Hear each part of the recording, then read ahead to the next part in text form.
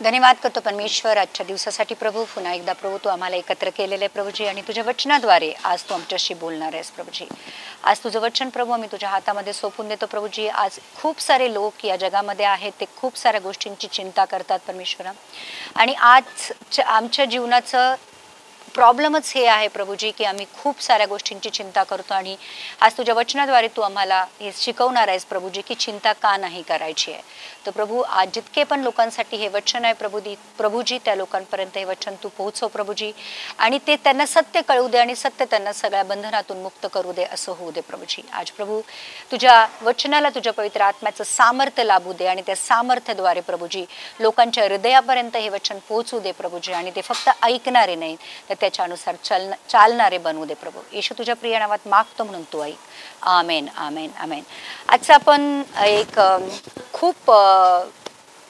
खूप इम्पॉर्टंट ज्याला बोलतो किंवा अहम गोष्टीविषयी आज आपण बोलणार आहोत की चिंता आणि विश्वास. आणि कितीही आपण बोललो की मी चिंता करणार नाही, मी टेन्शन घेणार नाही, मी विचार करणार नाही, मी ओव्हर थिंकिंग करणार नाही, पण आपण खूप सारी वचनं ऐकून सुद्धा खूप साऱ्या गोष्टींची चिंता करतो. आज हे वचन आपण खूपदा ऐकलेलं आहे, पण आज आपण डिटेलमध्ये त्याच्याबद्दल विचार करणार आहोत की चिंता का नाही करायची आणि चिंता कशी नाही करायची.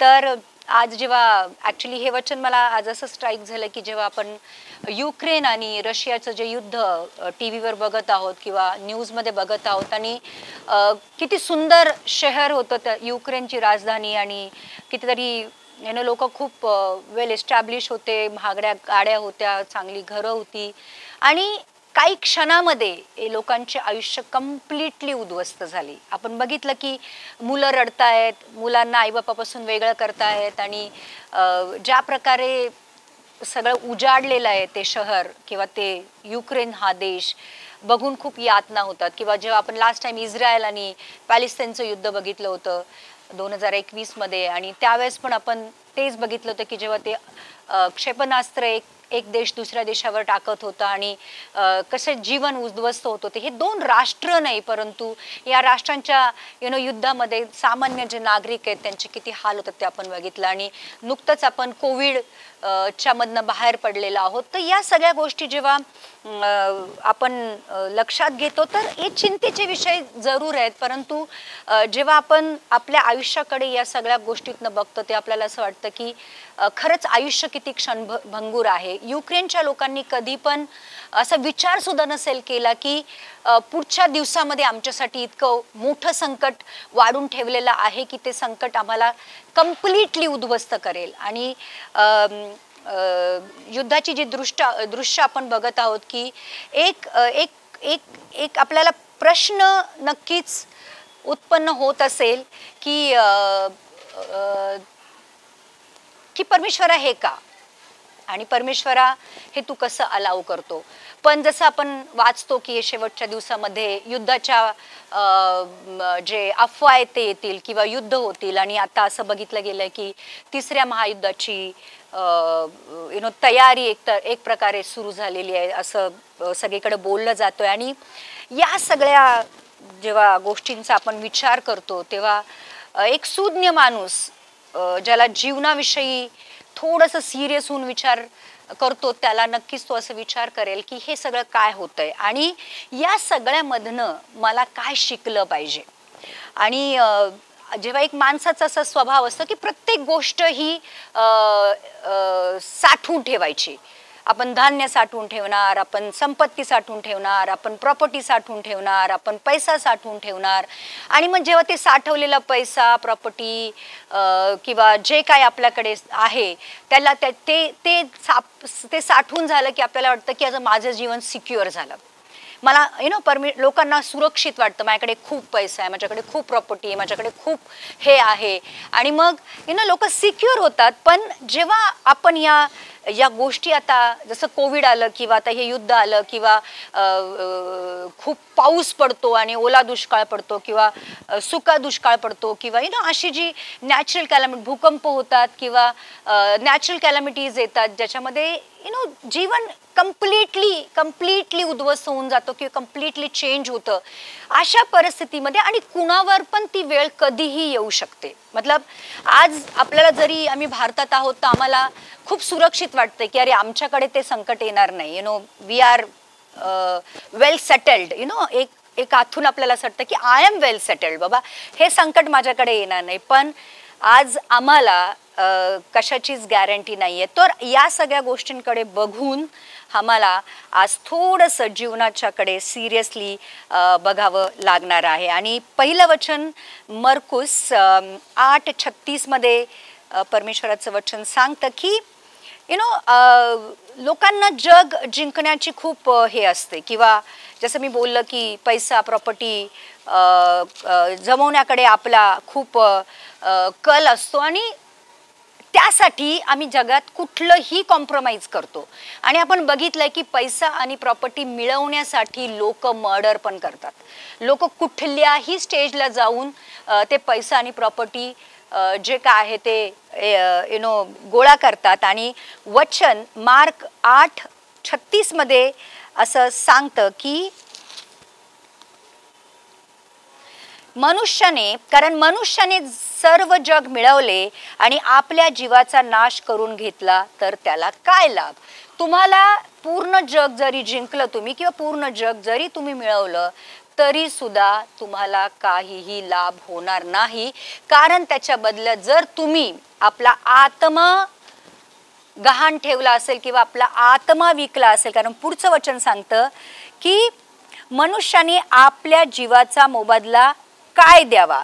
किंवा 35वं वचन सांगतो जो कोणी आपला जीव वाचू पाहतो तो त्याला मुकेल आणि जो कोणी मज करिता व सुवार्ते करता आपल्या जीवाला मुकेल तो त्याला वाचवेल. तो आज आमच्या जीवाला आम्ही कसं इन्व्हेस्ट करतोय लक्षात ठेवा. आपण आपल्या जीवनाला किंवा आपल्या जीवाला आपला प्राण आत्मा शरीराला आज कुठल्या गोष्टींमध्ये इन्व्हेस्ट करतोय त्याच्यावर डिपेंड करतं की ते आम्ही जीवाला मुकू की आम्ही जीवाला मिळवू. तर जर मी माझ्या जीवाला किंवा माझ्या आत्म्याला विकलं शैतानाला, कारण बघा आता जे या जगावर जे राज्य आहे ते शैतानाचं आहे. जे कोणी शैतानाच्या पायावर डोकं ठेवणार त्याला तो ते राज्य देणार. आपण असं बघितलं की येशूला सुद्धा शैतानाने सोडलं नाही.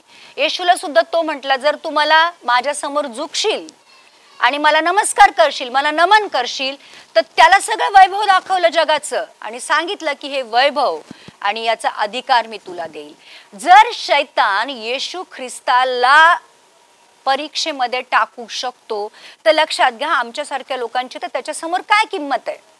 आणि मग बरेचसे लोक या जे भूलभुलैया आहे शैतानाचा त्याला भुलतात आणि मग आपल्या जीवाला गहाण ठेवतात किंवा आपल्या जीवाला विकतात आणि शैतानाचे पूर्णपणे अधीन होतात. शैतान देतो आम्हाला टेम्पररी पैसा देतो, प्रॉपर्टी देतो, नाव देतो, आमच्या सगळ्या इच्छा तो पूर्ण करतो ज्या शारीरिक आहेत.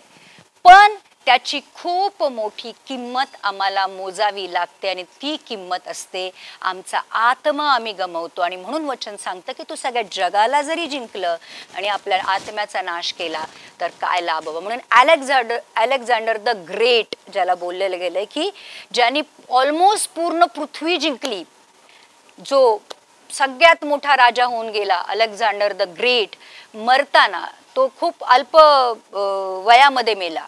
आणि मरताना तो बोलला की त्याला आजार झाला कुठला तरी आणि तो मरायच्या स्टेजमध्ये होता. तर तो असं बोलला की माझे जे हात आहेत ते माझं जे शवपेटी त्यातनं बाहेर काढा आणि ते हात लोकांना कळू दे की मी खाली हाताने जिथे पण ज्या पण मेल्यानंतरचं जे माझा प्रवास आहे मी खाली हाताने आलो भले.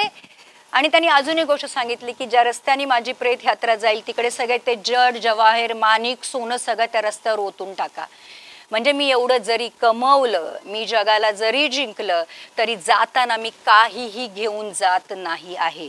तर अगर तो एक राजा असून जर असं बोलू शकतो, तर विचार करा की आज आमची अवस्था काय असली पाहिजे. तर कुठल्याही परिस्थितीमध्ये आपल्या परमेश्वराचा जगाबरोबर आम्हाला कॉम्प्रोमाइज करायचं नाही आहे.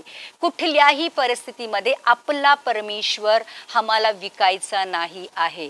तर जगाला जरी आम्ही जिंकला आणि आमच्या आत्म्याचा नाश केला, तर वचन सांगतं काय लाभ होणार. तर आज जेव्हा जग नाशाच्या दिशेने चाललेलं आहे, परमेश्वराचे वचन आज आमच्यासाठी काय सांगतं ते ऐकून घेणं खूप महत्त्वाचं आहे. आणि आज आपण मेन वचनाकडे वळूया. मत्तयकृत शुभवर्तमानचा 6वा अध्यायचा आम्ही 24वं वचन वाचतो. कोणाच्याने 2 धन्यांची चाकरी करवत नाही, कारण तो एकाचा द्वेष करील व दुसऱ्यावर प्रीती करील, अथवा एकाशी निष्ठेने वागेल व दुसऱ्याला तुच्छ मानेल. तुमच्याने देवाची आणि धनाची ही सेवा करवत नाही. याचा मतलब हे आहे की आमचं जे जीवन आहे, परमेश्वराने जे काही बनवलंय या दुनियेमध्ये, धन दौलत पैसा जे काय बनवलेलं आहे ते परमेश्वराने बनवलेलं आहे. आम्ही काहीच पैदा केलेलं नाहीये. तर त्या परमेश्वराने जे बनवलंय त्याची सेवा आम्हाला करायची नाही आहे. तर परमेश्वराने त्या गोष्टी आमच्या आनंदासाठी बनवलेल्या आहेत. लक्षात घ्या की सोनं चांदी हिरे मानके किंवा जे काही परमेश्वराने बनवलंय ते आमच्या आनंदासाठी बनवलंय. आम्हाला एक प्रकारे खुश करण्यासाठी बनवलेलं आहे. आणि आम्हाला त्या क्रिएशनची जे उत्पत्ती आहे किंवा निर्मिती आहे त्याची सेवा नाही करायची आहे, त्याच्या मागे नाही पळायला सांगितलंय. पण ज्याने ते उत्पन्न केलं, जो उत्पन्न करताय, जो निर्माण करताय, आम्हाला त्याची सेवा करायची आहे. तर आज आम्हाला हमेशा मतलब आम्हाला नेहमी एक चॉईस आहे आयुष्यामध्ये की क्रिएशनच्या मागे पळायचं की क्रिएटरच्या मागे पळायचं, निर्माण केलेल्या गोष्टींच्या मागे पळायचं की निर्माण कर्त्याच्या मागे पळायचं. तर चर्च, एकाच वेळी एकाच आयुष्यात आम्ही 2 स्वामींची किंवा 2 धन्यांची चाकरी करू शकत नाही. जर मला पैशाचा मोह आहे, मला प्रॉपर्टीचा मोह आहे, मला माणसांचा मोह आहे, मला खाण्यापिण्याचा मोह आहे, मला याचा मोह आहे, जगाचा मोह आहे, आणि मी बोलणार मी परमेश्वराचं पण काम करतो आणि मी तिकडे पण काम करतो, असं चालत नाही. इथं वचन क्लिअरली सांगतं आणि वचन कधी खोटं बोलत नाही. वचन सत्य आहे की एकाच वेळी आपण 2 धन्यांची चाकरी करू शकत नाही. एकाशी आपण विश्वासाने वागू आणि दुसऱ्याशी दगाफटका करू, किंवा इथं लिहिलेलं आहे की आपण एकाचा द्वेष करू आणि दुसऱ्यावर प्रीती करू, किंवा एकाशी निष्ठेने वागू आणि दुसऱ्याला तुच्छ मानू. आणि क्लिअर कट लिहिलंय की आपण एकाच वेळी देवाची आणि पैशाची किंवा देवाची आणि धनाची, किंवा जिथं पण आपलं मन आहे तिथं आपलं धन आहे. मतलब जरुरी नाही की धन म्हणजे पैसा, धन म्हणजे प्रॉपर्टी, धन म्हणजे सोनं चांदी, की जिथे पण माझं मन लागलेलं आहे ते माझं धन आहे. तर त्या धन्याची आणि परमेश्वराची चाकरी सेवा आम्ही एकाच वेळी करू शकत नाही. तर आज जेव्हा युक्रेनच्या लोकांची अवस्था बघतो आणि स्वतःला जर त्यांच्या जागी ठेवून बघा की आज आमची अवस्था जर तशी असती किंवा आम्हाला अशा संकटाचा जर सामना करावा लागला असता, तर आज आमची अवस्था कशी झाली असते, आज आम्ही काय विचार केला असता.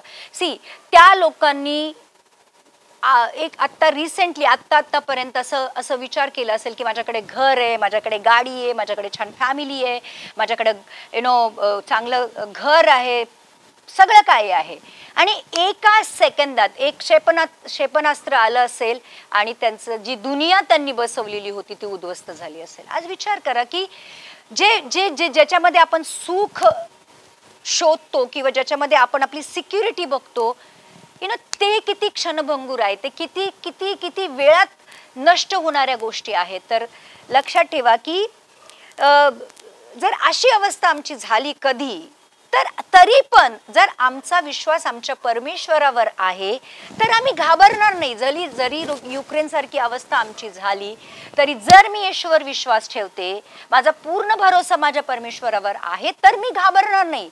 मी विचार करेल, एक तर मला परमेश्वर त्यातनं वाचवेल, परमेश्वर त्या संकटात पण माझी मदत करेल, किंवा इन केस अगर मी मेलो किंवा मेली तरी सुद्धा मी स्वर्गलोकामध्ये जाईल. तरी म्हणजे आज जे काही दुनियेमध्ये सगळं इनसिक्युअर चाललंय, अनसर्टनिटी आहे, उद्या काय होईल याचा भरोसा नाहीये, कधी पण कुठलं पण एक मोठं संकट आमच्यासाठी उभं राहिलेलं आहे. अशा कंडिशनमध्ये जर माझा भरोसा माझ्या परमेश्वरावर आहे, लक्षात ठेवा, किंवा परमेश्वर माझ्या बाजूने आहे, तर माझ्या विरुद्ध कोण आहे असं वचन सांगतं.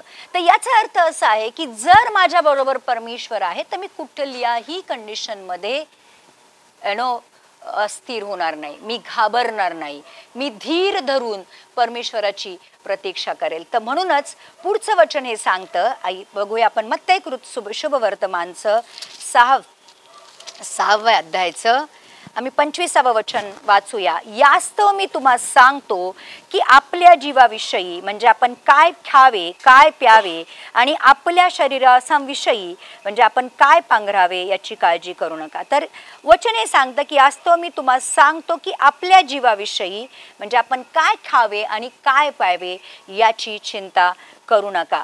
मानव जातीलाच फक्त काय खावं काय प्यावं आणि काय पांघरावं याची चिंता आहे. अगर आपण तुम्ही पूर्ण निसर्गाचा जर स्टडी केला तर फक्त मनुष्यालाच एक टेन्शन असतं की मी काय खाऊ, मी काय पिऊ, मी काय पांघरू, मी काय घालू. निसर्गाकडे जर बघितलं तर निसर्गामध्ये इतक्या साऱ्या गोष्टी परमेश्वराने बनवून ठेवल्यात, प्राणी पक्षी, फुलं पानं, नद्या, झाडे, सागर, चंद्र, तारे, कशाचं पण नाव घ्या, त्यांना कुठल्याही गोष्टीची चिंता नाहीये. तर आज आपण या सगळ्या जे नॅचरल जे नैसर्गिक गोष्टी आहे त्यांच्याकडनं आपण आज शिकणार आहोत की चिंता का नाही केली पाहिजे. प्रत्येक जण सांगतं चिंता करू नको, टेन्शन घेऊ नको, काळजी करू नको. आम्हाला डॉक्टर्स लोक तर स्पेशली सांगतात टेन्शन घेऊ नका, टेन्शनमुळे तुमचा बीपी वाढतो, तुमची शुगर वाढते, तुमचं थायरॉइड वाढतं, तुमचं ॲसिडिटी वाढते, तुम्हाला झोप येत नाही, तुम्ही डिप्रेशनमध्ये जाता. पण डॉक्टर कधीच हे सांगत नाही की चिंता कशी नाही करायची. बिकॉज मी स्वतः डॉक्टर आहे, तर मी पेशंटला सांगणार की बाबा चिंता करू नका, काळजी करू नका, सगळं ठीक होईल, चांगलं हे होईल. पण त्या शब्दांनी कोणी चिंता करणं सोडत नाही. चिंता टेन्शन घेऊ नका म्हणण्याने टेन्शन जात नाही. टेन्शन कसं नाही घ्यायचं आज आपण शिकूया. पहिली गोष्ट आपण बघणार आहोत की अन्नापेक्षा जीव विशेष आहे. इथे लिहिलेलं आहे की अगर तुम्ही 25वं वचन जर आपण वाचतो तर लिहिलंय, यास्तव मी तुम्हाला सांगतो की आपल्या जीवाविषयी म्हणजे आपण काय खावे काय प्यावे आणि आपल्या शरीराविषयी म्हणजे आपण काय पांघरावे अशी काळजी करू नका. अन्नापेक्षा जीव विशेष आहे की नाही. तर लक्षात घ्या की सगळं जे काय आपण करतो ना ते अन्नासाठी करतो. बेसिकली 2 वेळच्या जेवणासाठी. मी त्या दिवशीच विचार करत होते की देवा 2 वेळच्या जेवणासाठी आणि एका झोपेसाठी जर एवढा त्रास सहन करायचा असेल तर अल्टिमेटली तुम्ही कितीही श्रीमंत असा किंवा तुम्ही भिकारी असा, तुमच्या बेसिक गरजा आहेत 2 वेळचं जेवण आणि एक झोप. तर भिकारी भीक मागून शांतपणे मतलब काही कष्ट न करता 2 वेळचं जेवण कमवतो आणि झोपून जातो. भले तो रोडवर झोपतो पण शांतपणे झोपतो. पण तोच श्रीमंत किंवा तोच आपल्यासारखी जी लोक असतात दिवसभर कष्ट करतील, दिवसभर धावपळ करतील, खूप सारं टेन्शन घेतील आणि अल्टिमेटली करतो काय, तर 2-3 वेळचं जेवतो आणि झोपून जातो. ते पण आपल्याला शांत झोप लागत नाही. तर मतलब हे आहे की अन्नासाठी जीव आहे की जीवासाठी अन्न आहे. मतलब आम्ही जगण्यासाठी जेवतो की जेवण्यासाठी जगतो. प्रश्न हा आहे की आम्ही एवढं टेन्शन घेतो 2 वेळच्या जेवणाचं आणि बायबल आम्हाला असं विचारतं की जीवापेक्षा अन्न मोठं नाहीये. लक्षात घ्या. आणि मग मत्ती शुभवर्तमानचं 4व्या अध्यायाचं 4थं वचन हे सांगतं, त्याने असे त्यास उत्तर दिले की मनुष्य केवळ भाकरीने नाही तर देवाच्या मुखातून निघणाऱ्या प्रत्येक वचनाने वाचील असे लिहिलेलं आहे. येशू ख्रिस्त चा बप्तिस्मा झाला, पवित्र आत्मा उतरून आला, परमेश्वराने पित्याने साक्ष दिली, हा माझा सर्वश्रेष्ठ पुत्र आहे, हा माझा प्रिय पुत्र आहे आणि मी याच्यावर प्रेम करतो. आणि मग पवित्र आत्मा येशूला जंगलामध्ये घेऊन गेला. 40 दिवस 40 रात्र तो भुका प्यासा होता. म्हणजे तो त्यांनी तो तो तो तो एक प्रकारे उपासामध्ये होता. त्या उपासाच्या अवस्थेमध्ये पण शैतानाने परीक्षा घेतलेली होती आणि तो उपास संपून बाहेर येतो. त्याला खूप भूक लागली, कारण वचन क्लिअरली सांगतं की तो जेव्हा त्या 40 दिवसाच्या उपासामधनं बाहेर आला त्याला खूप भूक लागली. आणि जेव्हा आम्ही आमच्या सगळ्यात वीकनेसमध्ये असतो, जेव्हा आम्ही अशा नाजूक परिस्थितीमध्ये असतो की जिथे आम्ही पाप आमच्याकडनं होऊ शकतं आणि शैतान बरोबर आम्हाला त्या कंडिशनमध्ये पकडतो. म्हणजे जेव्हा आमची अवस्था खूप दयनीय असते किंवा नाजूक असते आणि तसंच येशूला त्यांनी बोललं की हे जे दगड आहे त्याला भाकरी बनवतो, यासाठी काय शकतो, तू परमेश्वराचा पुत्र आहेस ना आणि तुला भूक पण लागली आहे, तर मग तू एक काम कर, या दगडाला भाकरी बनव. म्हणजे तो शैतान आम्हाला सजेशन देतो. येशू ख्रिस्ताला पण तो सजेशन देतो. पण येशू ख्रिस्त जो जीवनाची भाकर आहे, जो या दुनियाचा उत्पन्न करताय, तो म्हणतो की मनुष्य केवळ भाकरीने नाही तर प्रत्येक वचन जे परमेश्वराच्या मुखातून निघतं त्यांनी वाचेल. तर आम्हाला जगण्यासाठी भाकरीची जरूर नाहीये, आम्हाला जगण्यासाठी परमेश्वराच्या वचनाची जरूर आहे. आणि ज्याच्या जवळ ती वचनं आहेत ना, त्याला जेवणाची किंवा भाकरीची चिंता करायची जरूर पडत नाही. कारण जेव्हा आपण बघितलं की येशूला माहिती होतं की त्याच्यामध्ये सामर्थ्य आहे. येशूला दगडाची पण जरूर नाहीये, की दगडाची भाकरी बनवायची पण जरूर नाहीये. येशू बोलणार भाकरी बनवू दे, तुरंत भाकरी येणार, कारण परमेश्वरांनी बोललं की प्रकाश हो आणि प्रकाश झाला. येशूनेच बोललं की स्वर्ग आणि पृथ्वीमध्ये अंतर व्हावं, झालं. प्राणी बनले, पक्षी बनले, नद्या बनल्या. कशाने बनल्या? फक्त वचनाने बनल्या. मग येशूला दगडाची तरी काय जरूर होती? अगर येशूला खरंच भूक लागली होती तर येशूने बोललं असतं की भाकरी बनव, आणि भाकरीच्या ऐवजी त्याच्या समोर पंचपक्वान्ने आली असती. पण येशू ख्रिस्तानी कधी पण आपल्या स्पिरिच्युअल अथॉरिटीचा उपयोग स्वतःच्या आनंदासाठी किंवा स्वतःला चांगलं ठेवण्यासाठी नाही केला. लक्षात घ्या, येशू ख्रिस्त हत्तीवर चालू शकला असता, घोड्यांवर चालू शकला असता. येशू ख्रिस्तानी स्वतःसाठी मस्त आलिशान राजवाडा बनवू शकला असता. येशू ख्रिस्त दररोज राजे जसे जेवतात किंवा त्यांनी स्वर्गातनं जेवण मागून खाल्लं असतं, पण त्यांनी तसं केलं नाही. येशू ख्रिस्तानी त्याची जी स्पिरिच्युअल अथॉरिटी होती किंवा त्याचा जो स्वर्गीय अधिकार होता, आत्मिक अधिकार होता, तो कधीही स्वतःसाठी वापरला नाही. आणि म्हणूनच येशू ख्रिस्त हे बोलू शकतो की मनुष्य केवळ भाकरीने नाही तर प्रत्येक वचन जे परमेश्वराच्या मुखातून निघतं त्याने जगेल. तर लक्षात ठेवा की जर येशू ख्रिस्त असं बोलू शकतो तर तीच वचनं आमच्यासाठी किती सत्य आहेत. तर वचन बोलले तरी भाकरी बनली असती. पण म्हणूनच आम्हाला आज परमेश्वराचं वचन हे सांगतं की आमच्या जगण्यासाठी भौतिक गोष्टीपेक्षा आम्हाला आत्मिक गोष्टीची जरूर जास्त आहे. परमेश्वर जर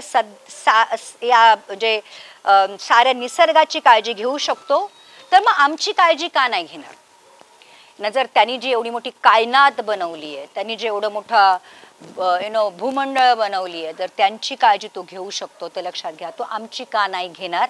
आणि म्हणूनच लक्षात घ्या की अन्नापेक्षा शरीर श्रेष्ठ आहे. शरीराचे जास्त लाड करू नका. मतलब शरीराला जे पाहिजे चांगलं चुंगलं पौष्टिक अन्न द्या. पण मी नेहमी उदाहरण देते की तुम्हाला खूप भूक लागली आहे आणि तुमच्या समोर चपाती भाजी ठेवली आहे आणि एका बाजूला वडापाव ठेवलाय किंवा एका बाजूला पिझ्झा ठेवलाय, तर किंवा पोरांना आपली जी लहान मुलं आहेत त्यांच्या समोर ठेवा, एका बाजूला चपाती भाजी ठेवा आणि एका बाजूला पिझ्झा ठेवा. पोरं काय खाणार? पिझ्झा खाणार. कारण आमचं जे शरीर आहे ते नेहमी अशा गोष्टींची अपेक्षा करतं की जे आमच्यासाठी योग्य नाहीये. तर लक्षात ठेवा की वचन जर सांगतं की अन्नापेक्षा आमचं शरीर श्रेष्ठ आहे. शरीरासाठी अन्न आहे, अन्नासाठी शरीर नाही आहे. तर काय खावे किंवा काय प्यावे याची चिंता आम्हाला करायची जरूर नाही. तो जर आमचा स्वर्गीय पिता आहे तर आमच्या 2 वेळच्या जेवणाची त्यांनी ऑलरेडी तजवीज करून ठेवलेली आहे. तर आम्हाला काळजी करायची जरूर नाही की मला उद्या काय जेवायचं आहे. परमेश्वराने ऑलरेडी आमच्या पूर्ण जेवणाचा प्लॅन बनवून ठेवलेला आहे. दुसरी गोष्ट आम्ही बघणार आहोत की शरीर वस्त्रापेक्षा विशेष आहे.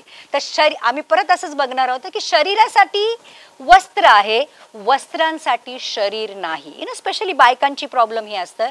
बायकांची कपाटं साड्यांनी आणि ड्रेसेसनी पूर्ण भरलेली असतात. तरी बायकांना प्रश्न पडतो मी काय घालू.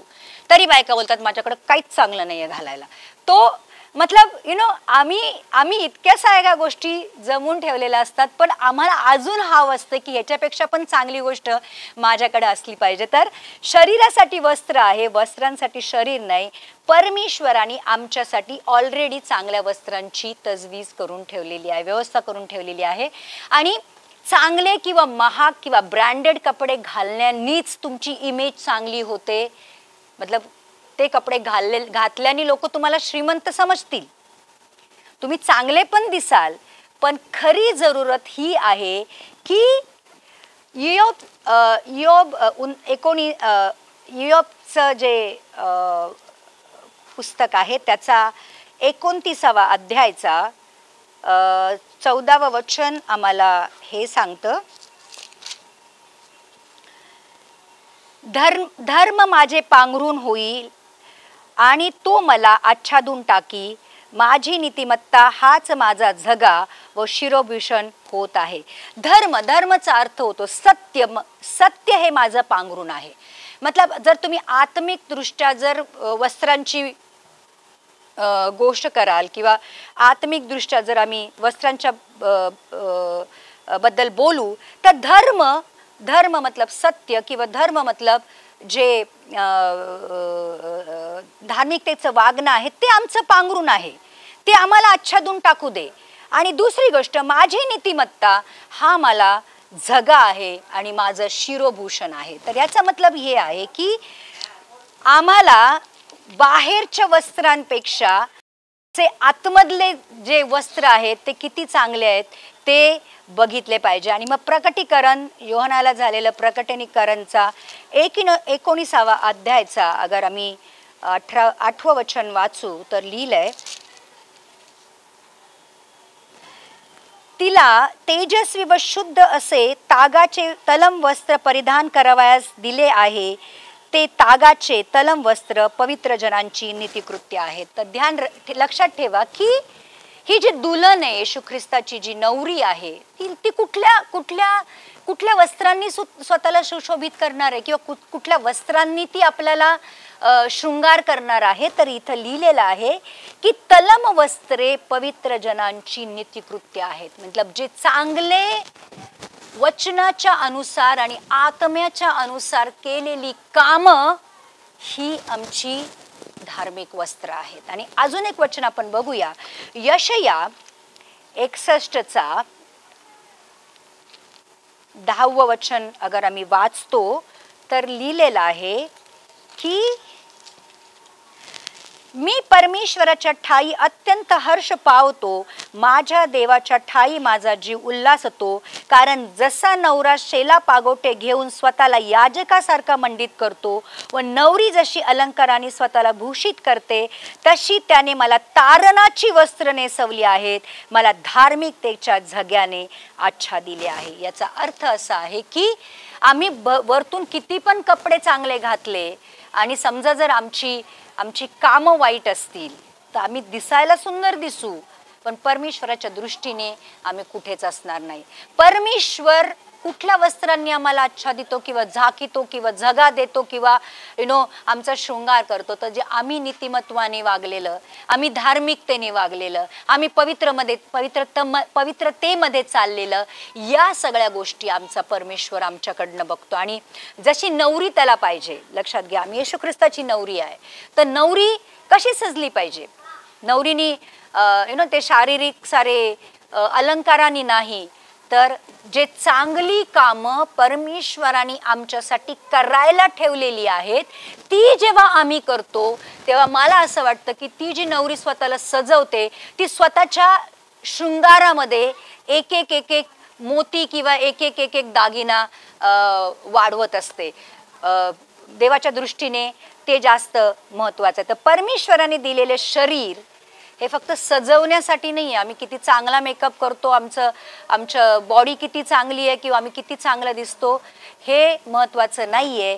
तर ते शरीर परमेश्वराच्या राज्यासाठी किंवा परमेश्वरासाठी किती झिजलं, किती वापरलं गेलं किंवा किती कामी आलं हे जास्त जरुरी आहे. आणि जेवढं कामी आलं तेवढं आम्ही स्वर्गामध्ये प्रकाशमान हो किंवा तेवढं आम्हाला स्वर्गामध्ये मुकुट मिळतील किंवा तेवढं आम्हाला स्वर्गामध्ये मोठं स्थान मिळेल. तर आमची अंगावरच्या वस्त्रांनी आमची किंमत ठरत नाही, तर आत्मिक दृष्ट्या आम्ही कसे आहोत याच्याने आमच्या वस्त्रांची किंमत ठरते. लक्षात घ्या, आज या दुनियेमध्ये आम्ही खूप धामधूम जगू. जसं मी लाजरचं उदाहरण बघितलं की एक धनी मनुष्य होता जो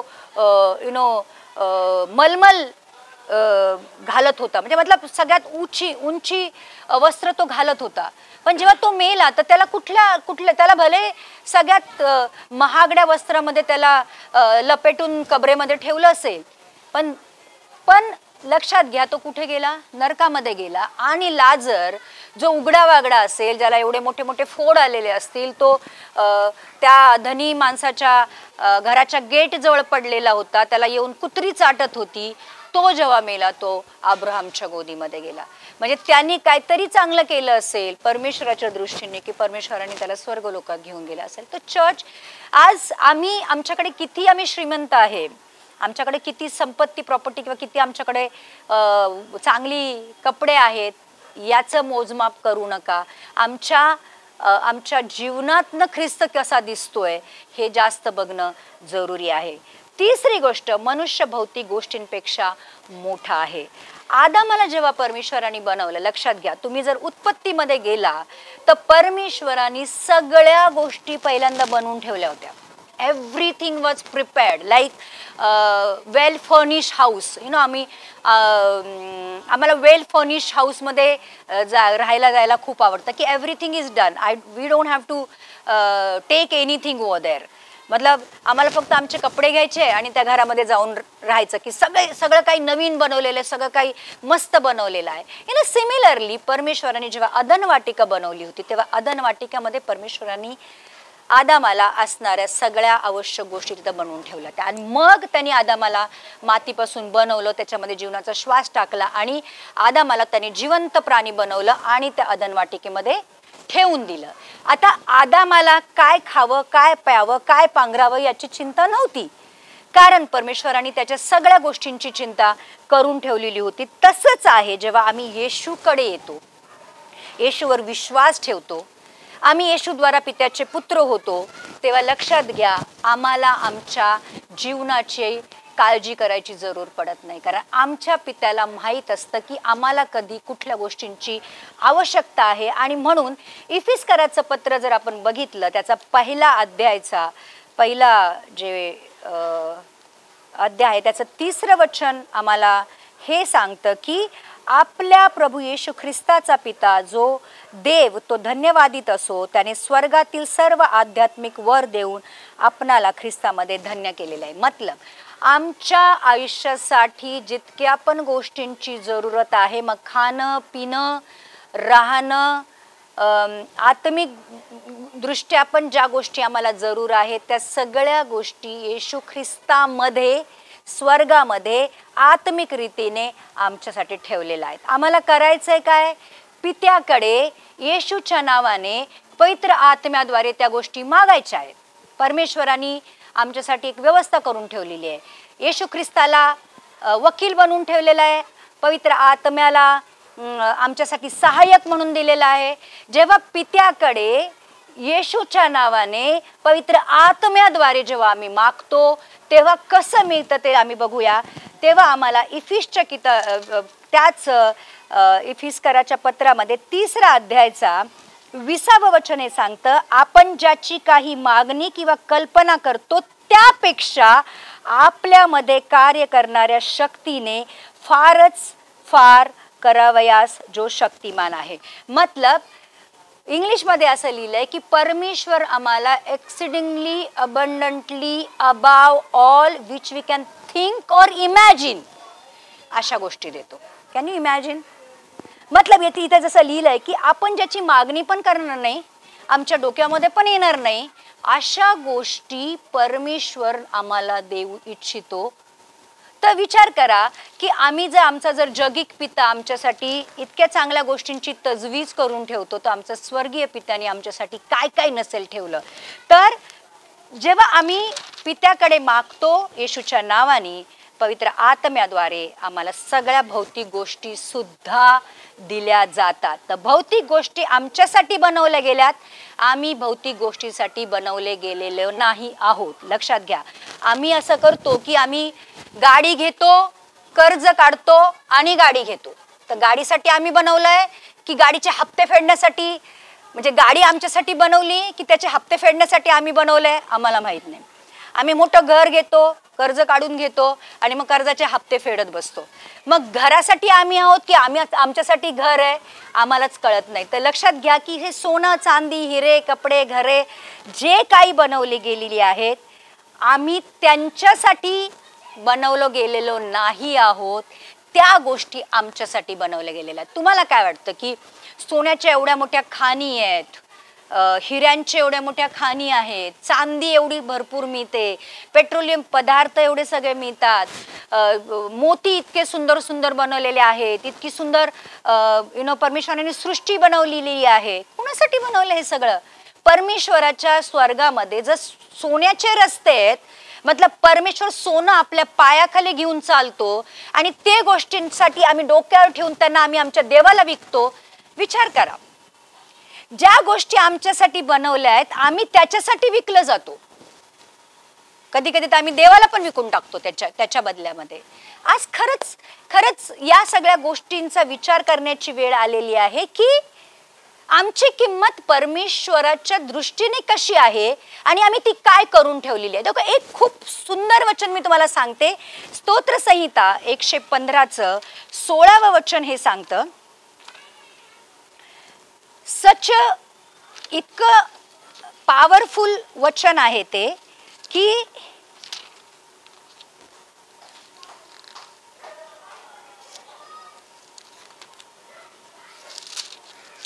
115:16 मध्ये लिहिलंय, स्वर्ग तर परमेश्वराचा आहे पण पृथ्वी त्याने मानव जातीला दिली आहे. विचार करा, स्वर्ग आपल्यासाठी ठेवलाय, पृथ्वी आमच्यासाठी आहे.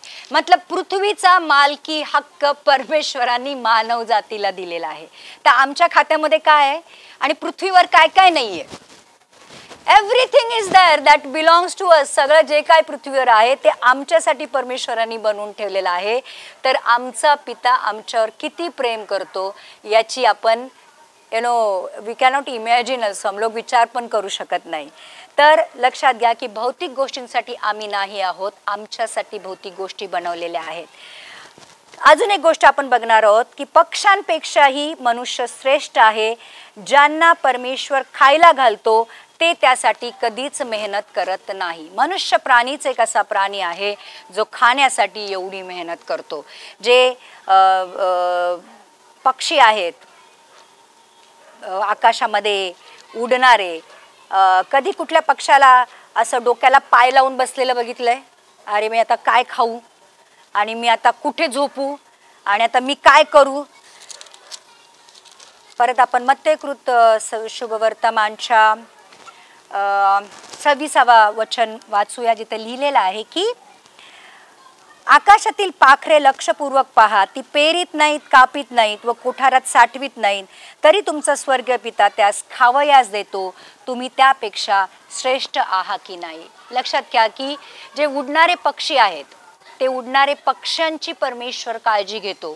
ते कधी पेरत नाहीत, कधी कापत नाहीत, नाही त्यांच्याकडे कुठे गोडाऊन असतात की जिथं ते प्रत्येक पक्षाकडे आपण त्याच्या घरट्यात जरी बघितलं ना, त्याच्या घरट्यामध्ये अन्न साठवलेलं नसतं. तो दररोजची भाकरी त्याला दररोज परमेश्वर देतो. म्हणजे दररोजचं जे त्याचं धान्य आहे किंवा त्याचं खाणं आहे ते परमेश्वर त्याला दररोज पुरवतो, त्याला त्या पक्षाला उद्या काय मला खायला मिळेल याची चिंता करत तो नाही. कारण त्याला माहिती आहे की मला असं कधीतरी असं वाटतं की हे जे प्राणी पक्षी आहेत ना, त्यांना त्यांचा बाप कोण आहे ते माहिती आहे, पण मनुष्याला माहित नाही की त्यांचा खरा बाप कोण आहे. मतलब हे जे प्राणी पक्षी आहेत किंवा जे रस्त्यावरची जी कुत्री मांजरी किंवा जे जंगलातले प्राणी आहेत, एवढे मोठे वाघ आहेत, सिंह आहेत, चित्ते आहेत, एवढे मोठे हत्ती आहेत, हे ना, ते कधीच काळजी करत नाहीत की त्यांनी त्यांनी त्यांनी कसं शिकार करावी आणि कसं खावं, कसं प्यावं. अगर त्यांची काळजी आमचा परमेश्वर घेतो तर विचार करा त्यांच्यापेक्षा त्यांनी मनुष्याला किती श्रेष्ठ बनवलेला आहे. तर ज्यांना हे लोक कधी काळजी करत नाहीत, लक्षात घ्या, हे जे प्राणी पक्षी ते स्वतःची कधी काळजी करत नाहीत. त्यांना माहिती त्यांचा देणारा वरती बसलाय, भूक लागली की तो बरोबर कसं ना कसं तो देणार आहे. तर मत्ते अगर आम्ही 10वा अध्यायचा 29 ते 31 वचन जर वाचू तर लिहिलंय, 2 चिमण्या दमडीला विकतात की नाहीत, तथापि तुमच्या बापाच्या सत्तेशिवाय त्यातून एकही भूमीवर पडत नाही. तुमच्या डोक्यावरचे सर्व केस देखील मोजलेले आहेत. यास्तव भिवू नका, बहुत चिमण्याहून तुमचे मोल अधिक आहे. देखो किती क्लिअरली स्पष्टपणे आम्हाला वचन हे सांगतं की चिमण्या कितीला विकल्या जातात. पहिले चिमण्या विकल्या जायच्या किंवा पक्षी विकले जातात. किती असतं पक्ष्यांची किंमत? तरी सुद्धा ते पक्षी परमेश्वराच्या इच्छेशिवाय मरत नाहीत.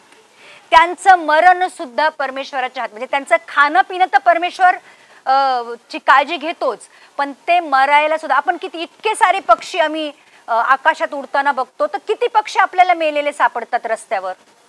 जर तुम्ही कंपेअर केलं, म्हणजे मी आमच्या मुंबईमध्ये तर अशी कबुतरांची एक हे असते, एका ठिकाणी हजारो कबूतर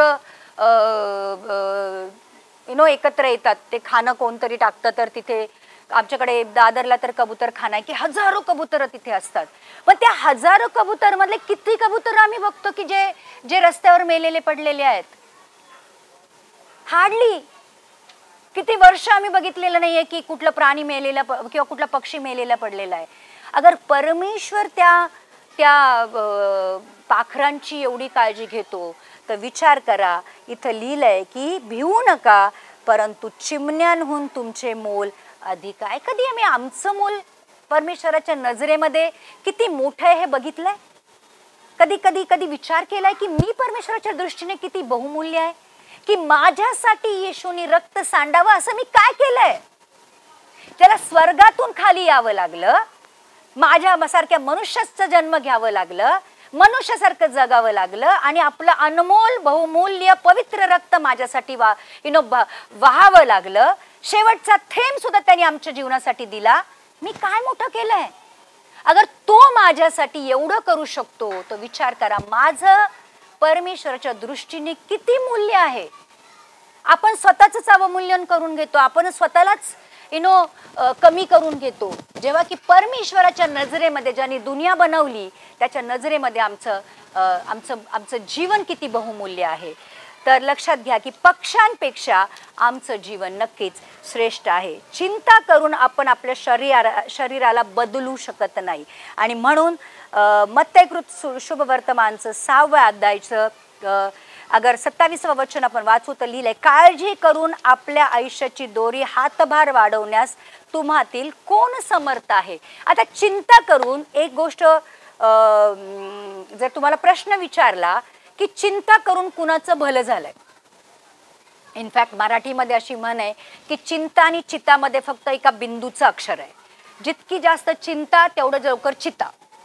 मतलब चिंता करून लोक आजाराला आमंत्रण देतात. आज जर तुम्ही सायन्स मतलब तुम्ही अगर स्टडी केला किंवा कुठलाही आजार घ्या, कुठलाही आजार घ्या, त्याचं लास्टमध्ये कारण येतं टेन्शन.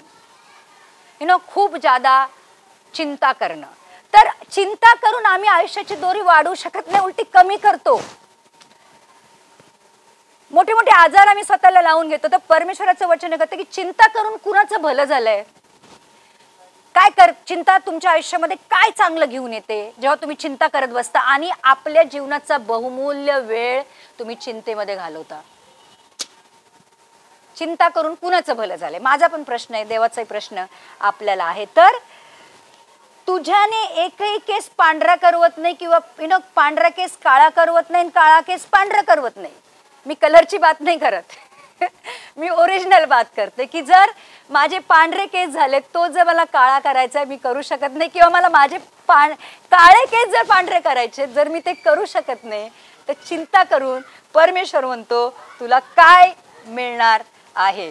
तर चिंता आमच्या आयुष्यामध्ये परमेश्वराने लिहिलेली नाही. लक्षात घ्या खूपदा वचने सांगतं चिंता करू नका, कारण मला तुमची चिंता आहे. परमेश्वरावर जेव्हा आम्ही आमचं पूर्ण समर्पण करतो किंवा पूर्ण आयुष्य आम्ही जेव्हा परमेश्वराच्या हातामध्ये सोपून देतो, किंवा जेव्हा येशू ख्रिस्ताला आम्ही आमचा प्रभू म्हणून स्वीकारतो, प्रियांनो, आमच्या जीवनाची चिंता करायची आम्हाला जरूरत नाही. कारण आज जर माझं आयुष्य येशू ख्रिस्ताचं आहे तर त्या येशू ख्रिस्ताला माझी काळजी आहे की माझं आयुष्य कसं असलं पाहिजे. तर मनुष्य झाडे आणि फुलांपेक्षा श्रेष्ठ आहे.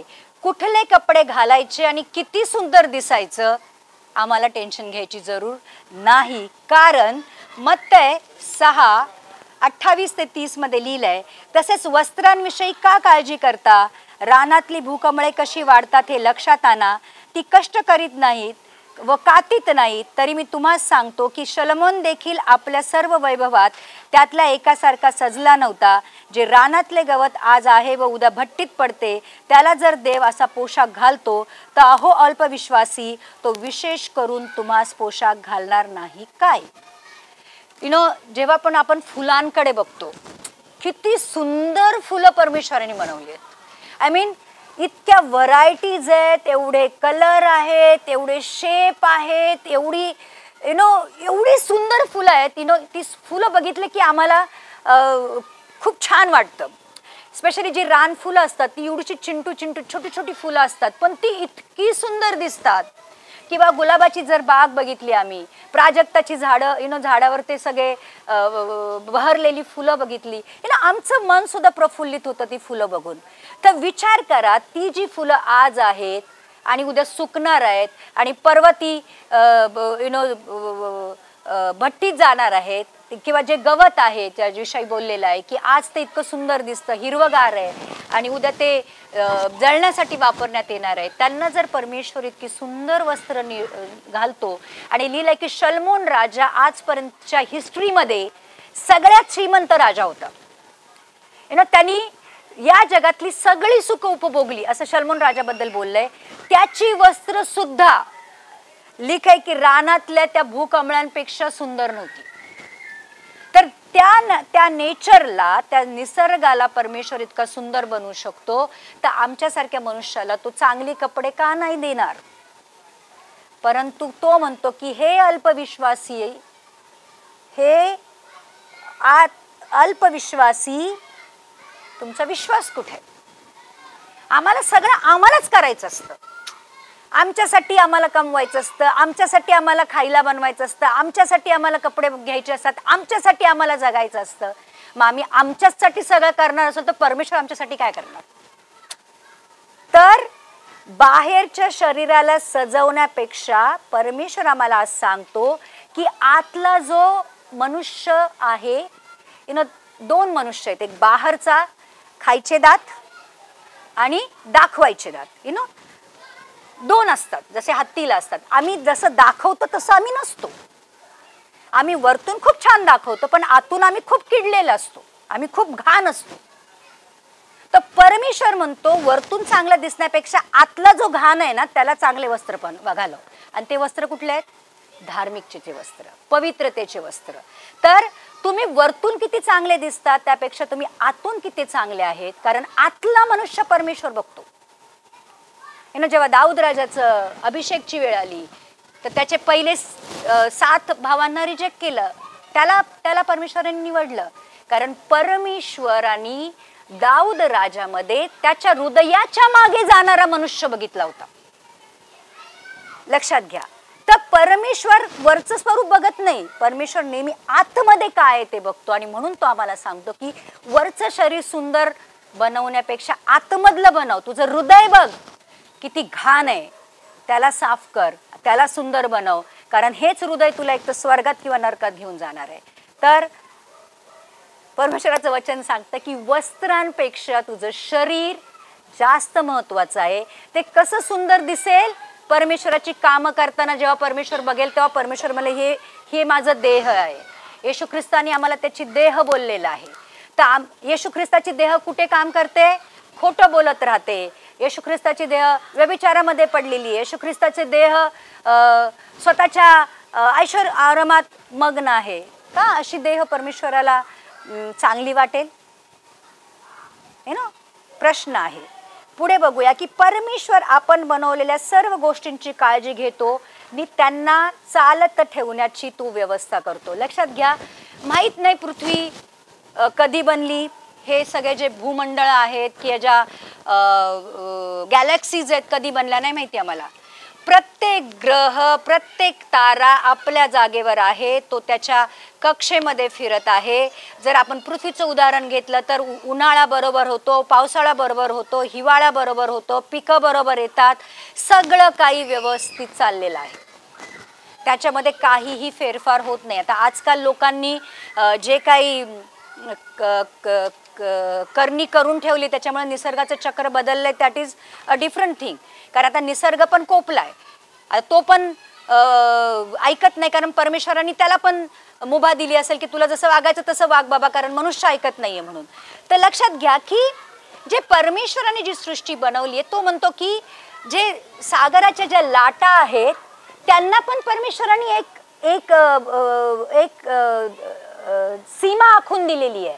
त्या सीमेच्या बाहेर ती लाट जात नाही. तर लक्षात घ्या की जर परमेश्वराने या सगळ्या गोष्टी, अगर आम्ही कुलुसी करासपत्र त्याचा जर पहिला अध्यायचा 16वा आणि 17वं वचन जर वाचतो तर लिहिलेलं आहे की कलेसी करासपत्र पहिला अध्यायचा 16-17 मध्ये लिहिलेलं आहे की कारण आकाशात व पृथ्वीवर असलेले दृश्य व अदृश्य असलेले राजे, अधिपती, सत्ताधीश किंवा अधिकारी असलेले ते सर्व त्याच्यामध्ये उत्पन्न झाले, येशूमध्ये उत्पन्न झाले. सर्व त्याच्याद्वारे व त्याच्यासाठी उत्पन्न झाले. जे काही परमेश्वराने बनवलेलं आहे ते त्याच्याद्वारे आणि त्याच्यासाठी आहे. जे काय बनलंय ते येशूसाठी आणि येशूद्वारा बनलेला लिहिलंय. तो सर्वांच्या पूर्वीचा आहे व त्याच्यामध्ये सर्व समाविष्ट होतात. याचा अर्थ असा आहे की एका ठिकाणी वचन असं सांगतं की जे पृथ्वीचं जे चक्र आहे किंवा पृथ्वीला जे स्थिर केलेलं आहे किंवा जे पण निसर्ग परमेश्वराने किंवा जे काही परमेश्वराने बनवलंय ते येशूमध्ये स्थिर आहे. मध्ये ते चालत राहण्यासाठी येशू त्यांची काळजी घेतो. तर याचा अर्थ असा आहे की जो परमेश्वर इतक्या मोठ्या आता मला पूर्ण ह्याला काय म्हणायचं माहित नाही, म्हणजे परमेश्वराने एक सूर्यमाला आमची आहे ज्याच्यामध्ये पृथ्वी आहे आणि त्या पृथ्वीवर भारत देश आहे, त्या भारत देशामध्ये महाराष्ट्र आहे, त्या महाराष्ट्रामध्ये मुंबई आहे, त्या मुंबईमध्ये कुर्ला आहे, त्या कुर्लामध्ये मी आहे.